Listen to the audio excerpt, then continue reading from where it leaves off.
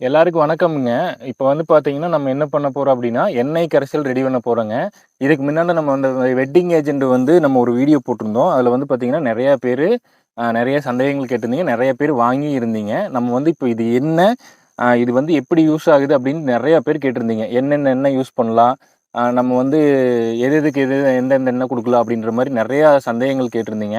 இப்ப வந்து நம்ம ஃபர்ஸ்ட்டு வெட்டிங் ஏஜென்ட் என்னன்னு சொல்லிர்றேன். இது வந்து பார்த்தீங்கன்னா, எண்ணெய் கரைப்பானுங்க. இது எதிலிருந்து வருது அப்படின்னா, சோயாவோட புரோட்டீன் எடுத்து, அப்புறம் வந்து பார்த்தீங்கன்னா, கடல் பாசி எக்ஸ்ட்ராக்ட், அமினோ ஆசிட் இந்த 3யும் கலந்து இதுக்கு பேர் வந்து பார்த்தீங்கன்னா, என்னன்னு சொல்லுவாங்கன்னா, ஹைட்ரோலைசைட் அப்படின்னு சொல்லுவாங்க இதனோட பேரு. இது வந்து பார்த்தீங்கன்னா, ஆனா வந்து ஃபுட் கிரேட் இல்ல. இது வந்து குடுத்தோம்னா, நம்ம பயிர்களுக்கு மட்டும் குடுத்துக்கலாம். இதுலயே ஃபுட் கிரேடா வேணும் அப்படின்னா, அது வந்து பார்த்தீங்கன்னா, ரூ. 1000 மேல போகுது. நம்ம பயிர்களுக்கு, நம்ம விவசாயிகளுக்கு வந்து அவ்வளோ செலவு பண்ணக்கூடாது அப்படின்றதுக்காக நம்ம வந்து பார்த்தீங்கன்னா, ஃபுட் கிரேட் எடுக்கல. இது வந்து நான் ஃபுட் கிரேடு. இத வந்து நம்ம யூஸ் பண்ணி பயிர்களுக்கு வந்து தாராளமா குடுத்துக்கலாங்க. இப்ப வந்து நம்ம என்ன எண்ணெய கரைசல் ரெடி பண்ண போறோம் அப்படின்னு கேட்டீங்கன்னா, 5 எண்ணெய் கரைசல் தான் ரெடி பண்ண போறோம். இந்த 5 எண்ணெய் கரைசல் என்னென்ன நம்ம சேர்த்த போறோம் அப்படின்னு பார்த்தீங்கன்னா, வேப்பெண்ணெய், இலுப்பெண்ணெய், புங்கெண்ணெய், அப்புறம் வந்து பருத்தி எண்ணெய், அப்புறம் இலவம் பஞ்சு எண்ணெய்.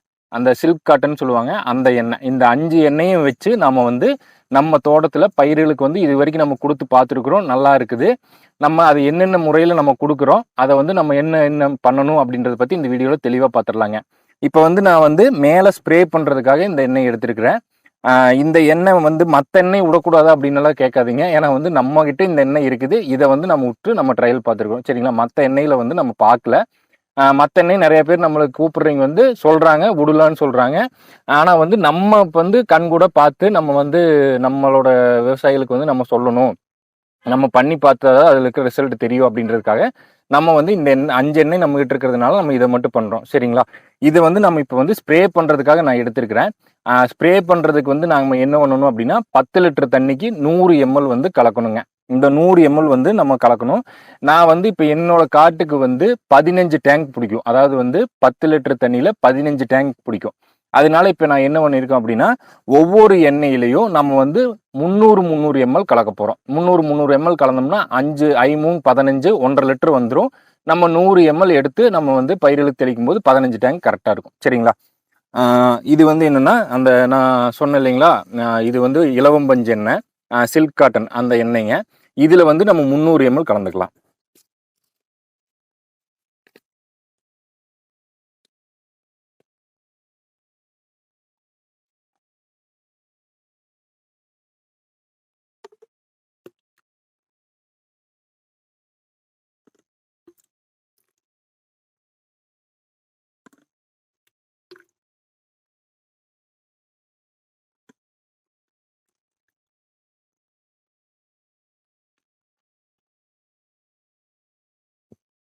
இது வந்துங்க வேப்பெண்ணெய். இதுலயே நம்ம வந்து 300 எம்எல் கலந்துக்கலாங்க.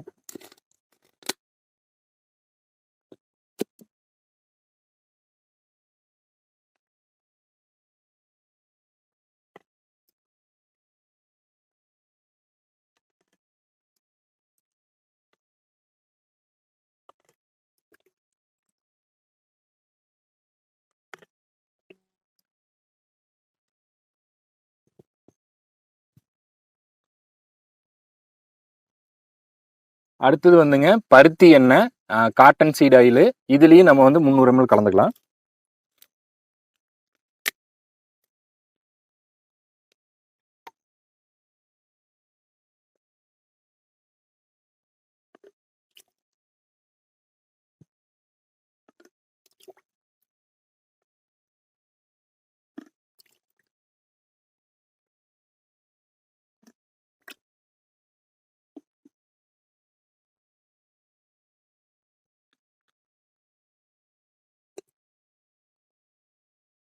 இது வந்துங்க புங்க எண்ணெய். இதுலயும் நம்ம 300 எம்எல் கலந்துக்கலாங்க.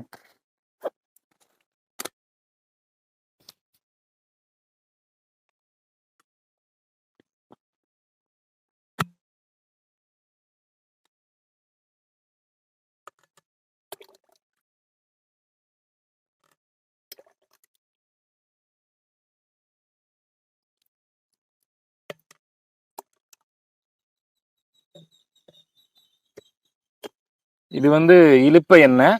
இதுலயும் நம்ம வந்து 300 எம்எல் கலந்துக்கலாம்.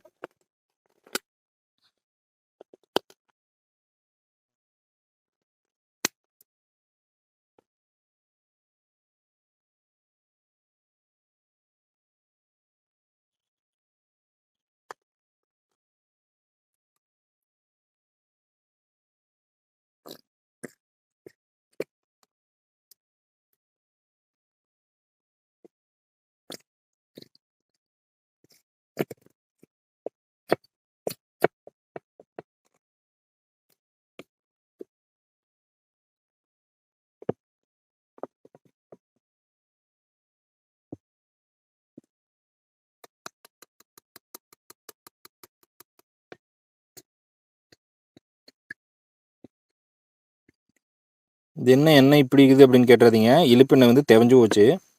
கொஞ்சம் கூலிங்கான கிளைமேட் இருக்குங்காட்டி இழுப்பெண்ணெய் வந்து தெவஞ்சிருச்சுங்க.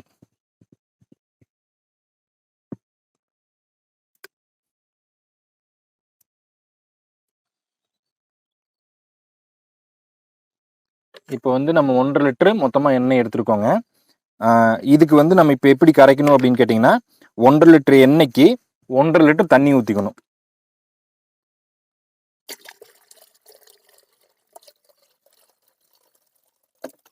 கொஞ்சம் எச்சா போனாலும் பிரச்சனை இல்லை, ஆனால் ரொம்ப அதிகமாக ஊற்றாதீங்க, கரையாது.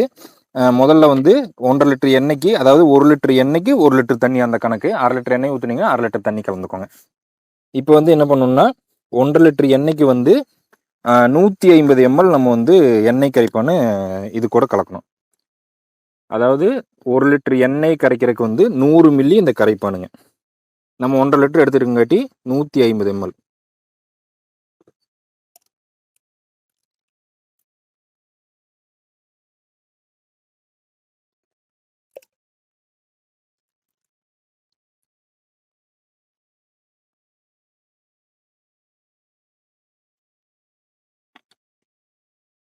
ஒரு குச்சி விட்டு இது கரைச்சிங்கன்னா அப்படியே பால் மாதிரி ஆயிடுங்க.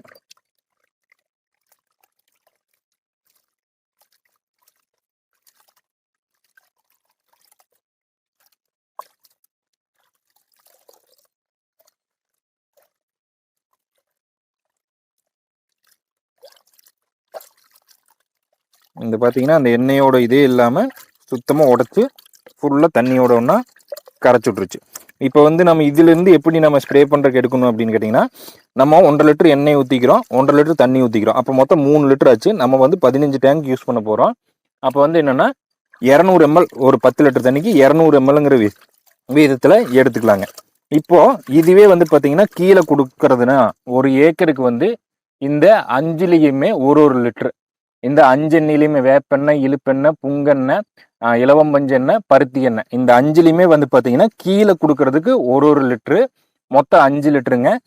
எண்ணெய் கரைப்பான் வந்து 5 லிட்டருக்கு 1/2 லிட்டரு. இந்த 5ஐயும் கலந்து நீங்கள் வந்து ஒரு 100 லிட்டர் பேரல்லையோ இல்லை 200 லிட்டர் பேரல்லையோ ட்ரிப் வழியோ கொடுத்துடலாம். கட்டு தண்ணி ஆச்சுன்னா பேரல் வச்சு ஏகம் போகிற மாதிரி கொடுக்கலாம். கீழே கொடுக்கறதுக்கு மேலே தெளிக்கணும் அப்படின்னு கேட்டிங்கன்னா 5லையும் சேர்த்து 100 ml, இப்போ நம்ம செஞ்சு காமிச்சோம் இல்லைங்களா, அது மாதிரி பண்ணிக்கோங்க. 5 டேங்க் உங்களுக்கு பிடிக்கும் அப்படின்னா ஒவ்வொன்றிலையும் 100 ml எடுத்து ஒட்டுக்க கலந்துட்டு தண்ணி 1/2 லிட்டர் ஊற்றி எண்ணெய் கரைப்பான் 50 ml ஊற்றி கரைச்சிட்டு 5 டேங்க்கு பிரித்து அடிச்சு விட்ருங்க. இதுதான் ரேஷியோ. இந்த மாதிரி நல்லா உடச்சிட்டு அதுக்கப்புறம் நீங்கள் எவ்வளோ தண்ணியில் வேணாலும் கலந்துக்கோங்க.